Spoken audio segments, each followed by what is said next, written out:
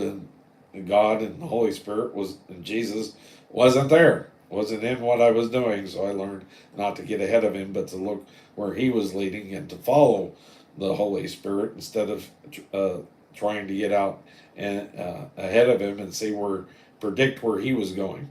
Paul is simply waiting. Most of the Christian life is a waiting game.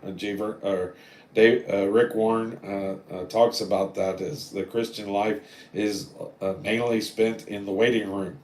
It is going to take a mighty movement to get Paul out of Asia and move him over into Europe. And this waiting during it is Rick Warren talks about what we need to be doing while we're sitting in the waiting room, and that ends this section. Now we move on to section verses 9 through 11.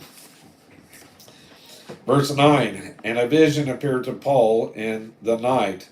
There stood a man in Macedonia and prayed him, saying, come over into Macedonia and help us. So let's look at the map and see where Macedonia is. I guess that's the province. Okay. This is Paul's call into Macedonia. Now, Macedonia is across the Aegean Sea over in Europe. Paul is in Asia. The gospel is going across from Asia to Europe. The Spirit of God is moving him in that direction. I do not know why Paul was not moved east to China.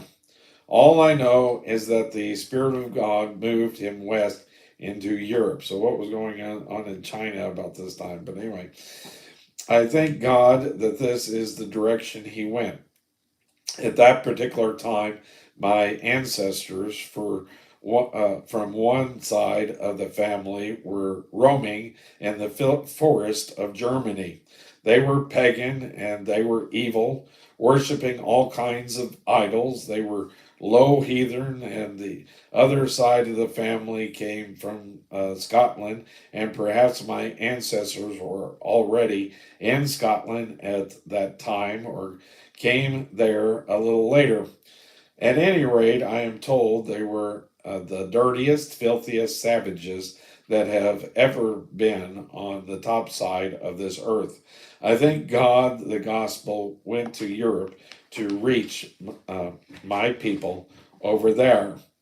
Now, many of you are smiling, thinking that your ancestors were very superior to mine. Well, you can wipe that smile off your face because your ancestors were probably were living in the cave right next door to mine. They were just as dirty and just as filthy as mine were. Thank God the gospel crossed over into Europe. This was a great and significant crossing. Verse 10, and after he had seen the vision, immediately he endeavored to go to Macedonia, assuredly gathering that the Lord had called us for to preach the gospel unto them. Note, it says we endeavored to go. We have never had we before. It has always been they or them or he and him. What about we? Well, Dr. Luke has now joined the party. It is really quite a party now. In fact, it is a quartet. There may have been others along also, but we have four who are named Paul, Silas, Timothy, Dr. Luke. This is quite a delegation that crosses over into Europe. Verse 11, therefore loosing from Troas, we came with a straight course to Samothracia, and the next day to Neapolis. Neapolis is just inland, a little from the coast.